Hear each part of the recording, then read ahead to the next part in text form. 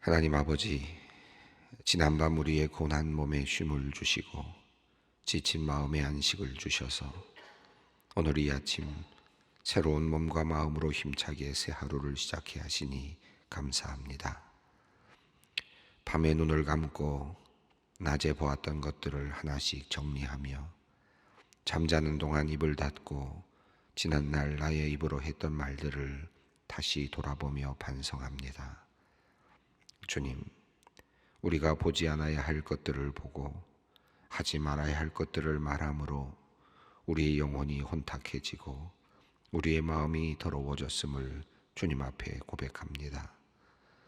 이제 새날을 받으며 다시 결심합니다.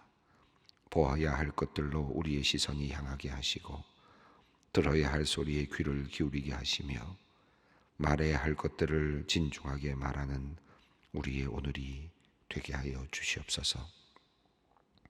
하나님, 이 시간 우리가 고백한 찬송의 가사를 우리의 기도로 다시 주님께 올려드립니다.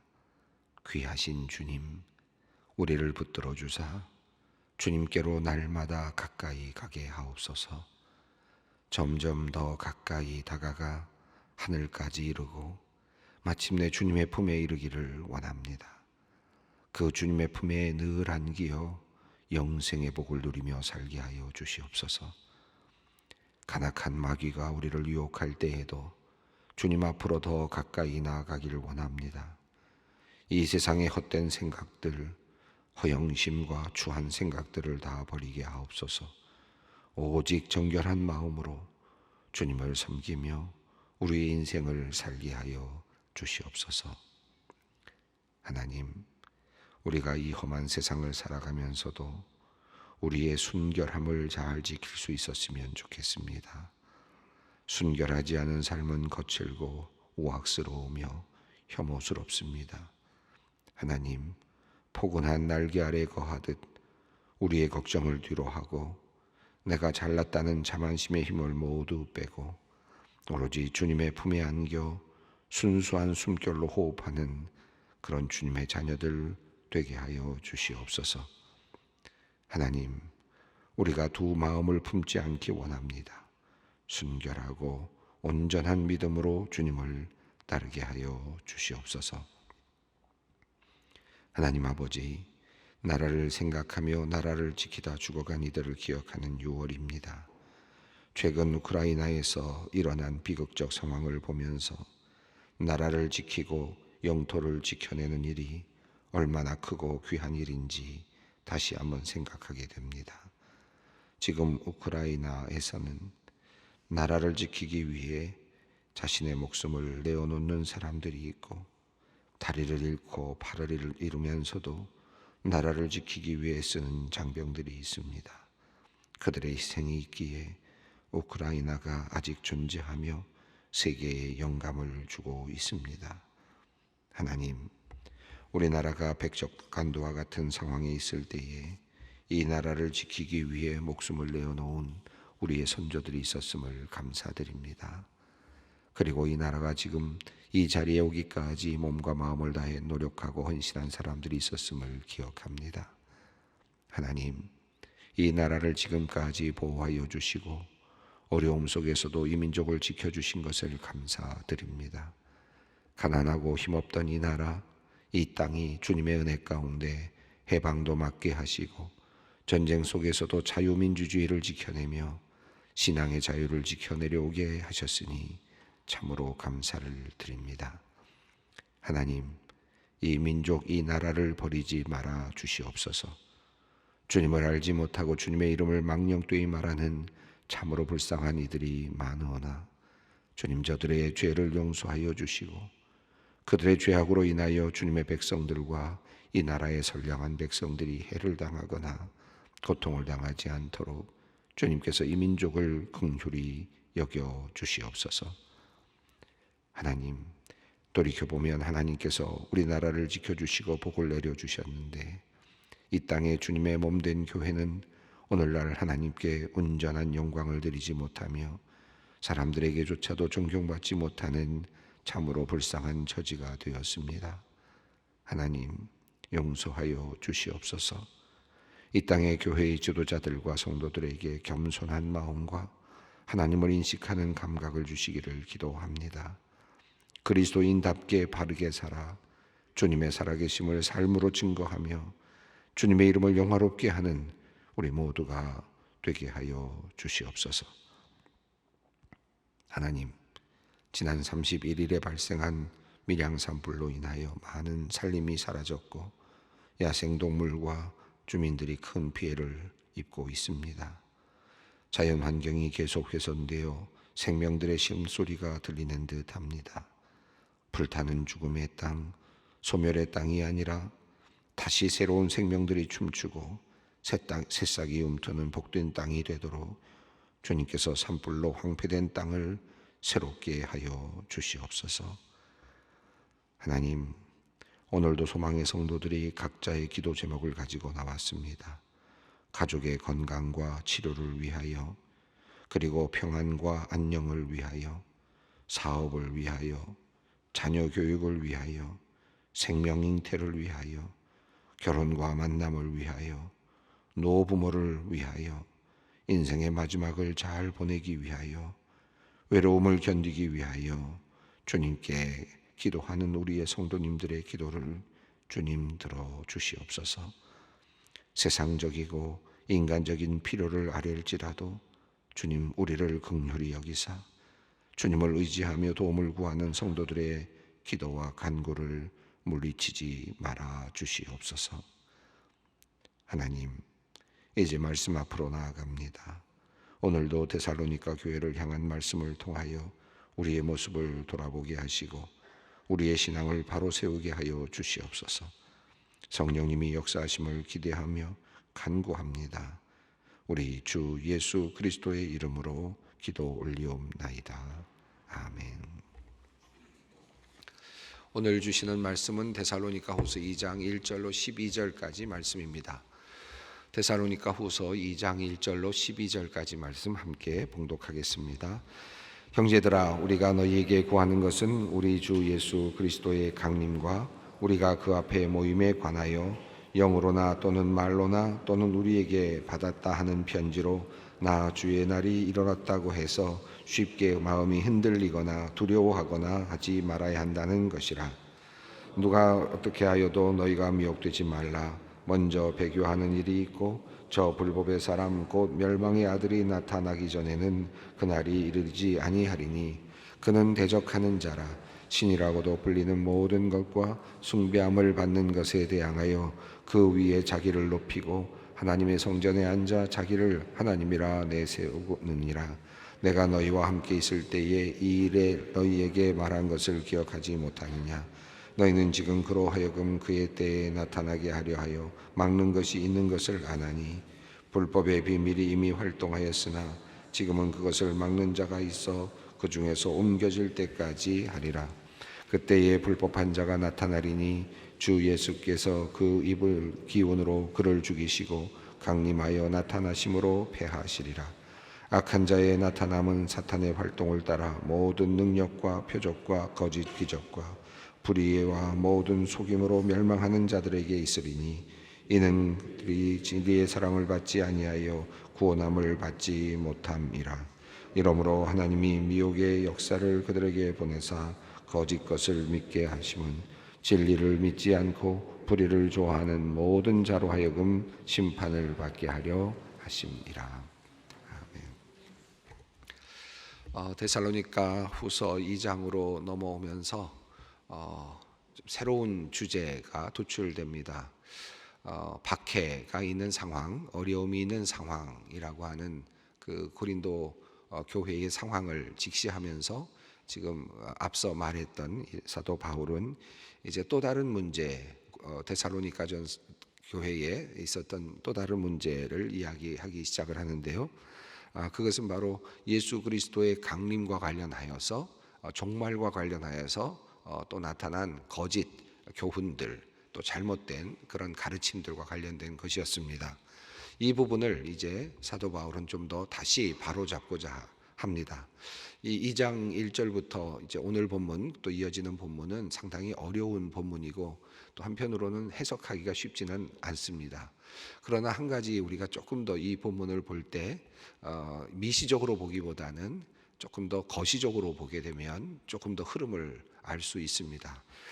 데살로니가 후서 2장을 미시적으로 보면 상당히 복잡한 단어들과 그리고 또 표현들이 있어서 그것이 도대체 무엇을 의미하는가라고 하는 것에 자꾸 이렇게 관심을 갖게 되고 그러다 보면 또 다른 오해와 잘못된 또 생각들을 할 수도 있는 그런 가능성이 개연성이 있어서 자칫하면은 또 여러 가지 잘못된 그런 교훈으로 빠져들어갈 수도 있는 그런 본문이 될 수도 있습니다. 그러나 이 부분을 조금 더 거시적으로 보면 이 본문은 큰 흐름을 이야기하고 있고 그리고 그 큰 흐름은 결국 하나님의 역사, 하나님의 구원관 그리고 이 세상의 역사의 그 흐름이 어떻게 전개될지에 대한 큰 하나의 그림을 우리에게 보여주고 있다고 할 수 있겠습니다. 그래서 오늘 데살로니가 후서 2장을 읽어가면서 조금 더 거시적으로 보면서 그러나 또 그것이 말하고 있는 의미들을 조금씩 살펴보면서 하나씩 우리가 한 절씩 짚어보도록 하겠습니다. 1절 말씀을 읽습니다. 형제들아 우리가 너희에게 구하는 것은 우리 주 예수 그리스도의 강림하심과 우리가 그 앞에 모임에 관하여. 지금 주제가 도출됐는데요. 첫째 두 가지로 얘기를 했는데 예수 그리스도의 강림이라고 했습니다. 이미 앞서서 우리가 데살로니가 전서와는 다른 그 예수님의 오심에 대한 표현이 나타나고 있었죠.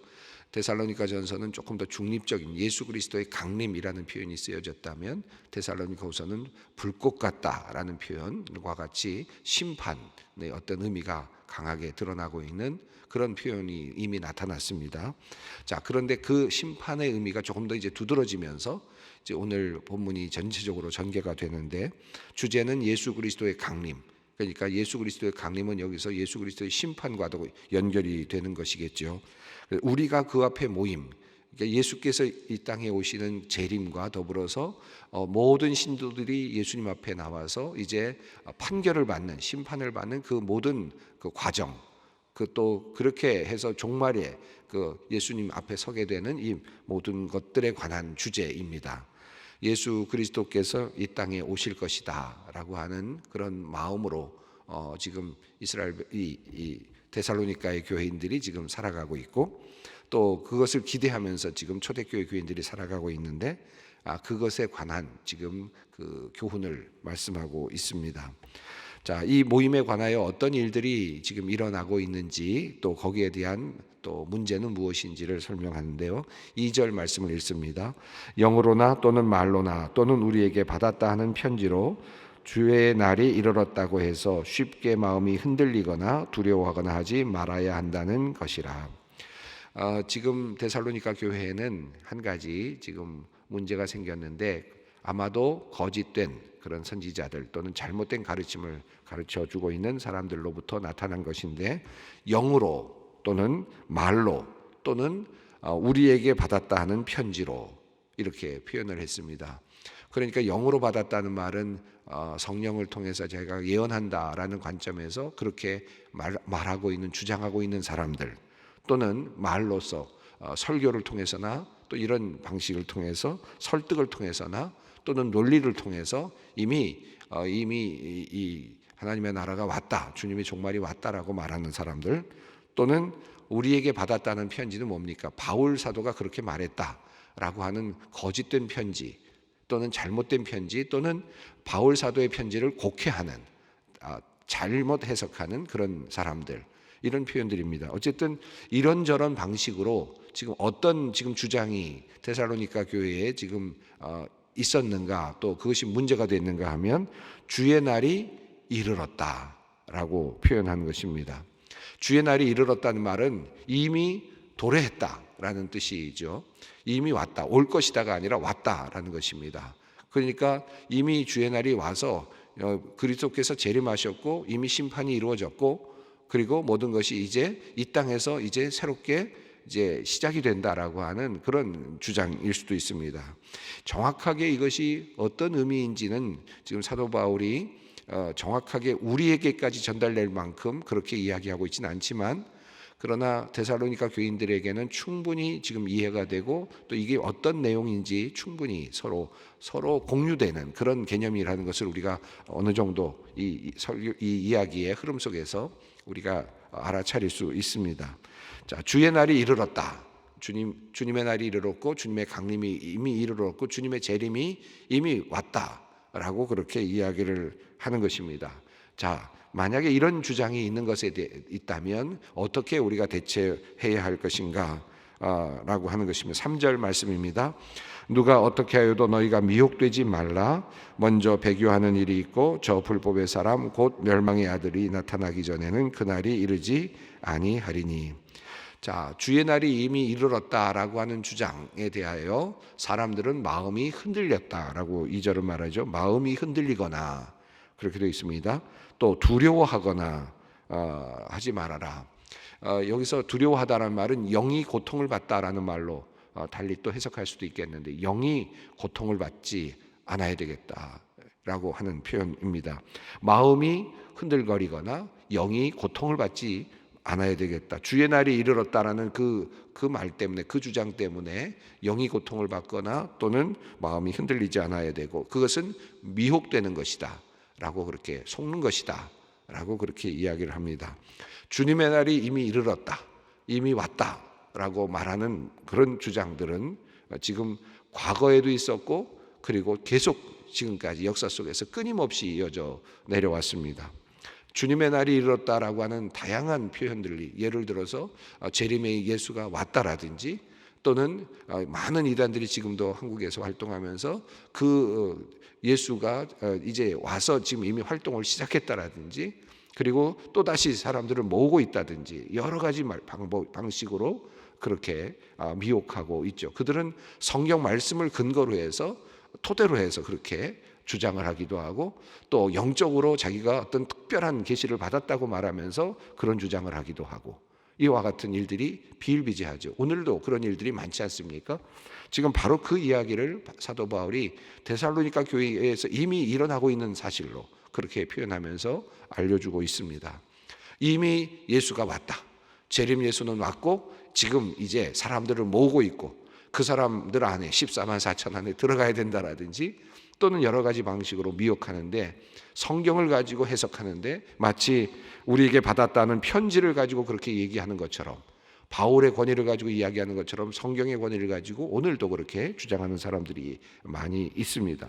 이들은 모두 미혹하는 자이고 이단들이라는 것입니다. 이미 예수의 재림이 도래했다라고 말하는 어떤 주장이 있다면 그것은 잘못된 주장이고 그것은 이단이라고 할 수 있겠습니다. 사도 바울이 데살로니가 교회를 통해서 지금 하나의 사례를 가지고 이야기하고 있고 이 원칙은 모든 교회에게 예수 그리스도께서 이 땅에 강림하시는 그날까지 존재하고 또 동시에 적용되는 가르침이라고 할 수 있겠습니다. 여러분 이 가르침을 우리가 깊이 생각할 필요가 있습니다.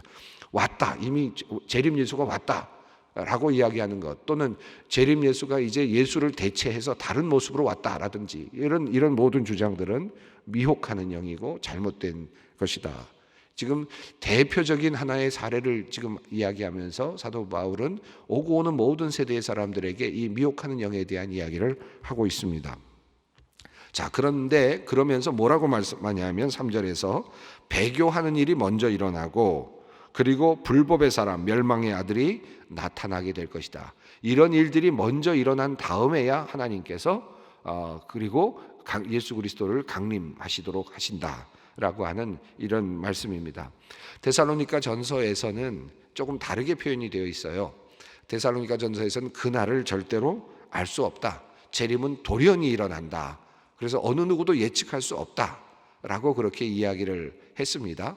그래서 우리가 이미 그 사실을 우리가 알았죠. 그래서 어느 때 온다라든지 뭐 어떤 방식으로 온다라든지 이렇게 어떤 특별한 시간을 이야기한다든지 이런 것들은 잘못된 주장이다, 잘못된 그런 그 가르침이다라고 하는 것을 우리가 이미 말씀을 나눴습니다. 그런데 오늘 본문에서는 순서가 나와요. 이런 일이 일어나야 되고 이런 과정이 일어나야 그 다음에 이렇게 된다라고 되어 있어서 어떤 분들은 데살로니가 전서의 말씀과 데살로니가 후서의 말씀이 배치된다 이렇게 이해하고 데살로니가 후서가 심지어는 바울의 서신이 아닐 수도 있겠다라고 그렇게 의심하는 분들도 사실 있긴 합니다. 아주 극소수입니다만은.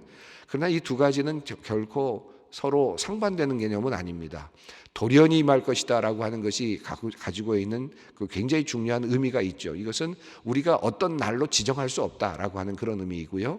지금 데살로니가 후서가 말하고 있는 것은 어떤 징조와 어떤 과정이 거친 다음에 어떤 순서에 따라서 돌연히 일어날 것이다 라고 하는 그런 의미로 해석한다면 데살로니가 전서와 후서는 결코 배치되는 그런 가르침은 아니라고 볼 수 있겠습니다.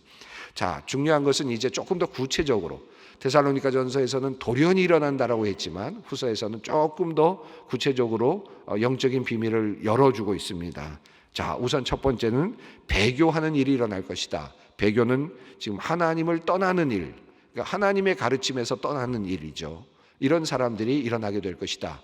이 말은 어떤 뜻입니까? 예수를 믿던 사람들이 도리어 예수를 떠나는 일이 일어날 것이다 라는 뜻 아니겠어요? 진리 안에 있던 사람들이 도리어 진리를 떠나는 일도 일어날 수 있다 라는 것이 포함되는 말입니다. 예수를 믿지 않던 사람들이 안 믿다가 그대로 안 믿고 그냥 끝난다는 개념이 아니라 배교라는 개념입니다.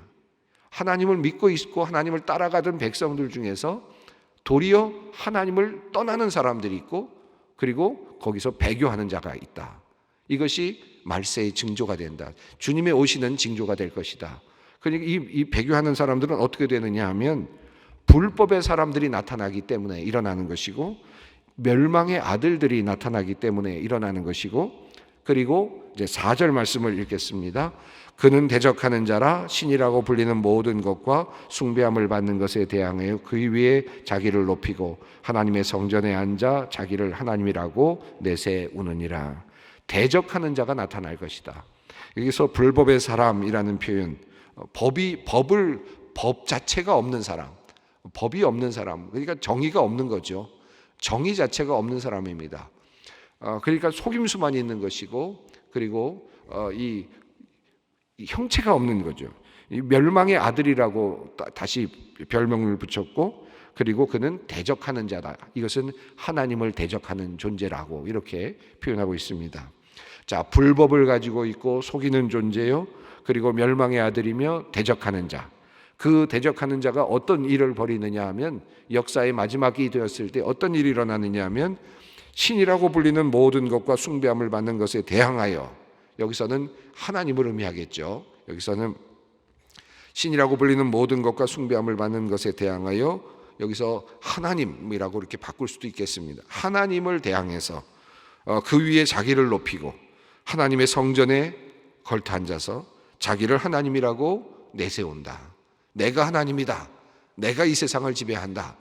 내가 모든 것을 다 다스린다라고 미혹한다는 것입니다. 그런데 실제로 그는 어떤 존재냐 하면 법이 없는 존재고 그리고 멸망의 아들이고 대적하는 자다. 진정한 하나님을, 신을 대적하는 존재라고 말합니다. 이 말씀을 우리가 조금 더 미시적으로 들어가서 제가 모두에 말씀드렸습니다. 이 대적하는 자가 누구냐?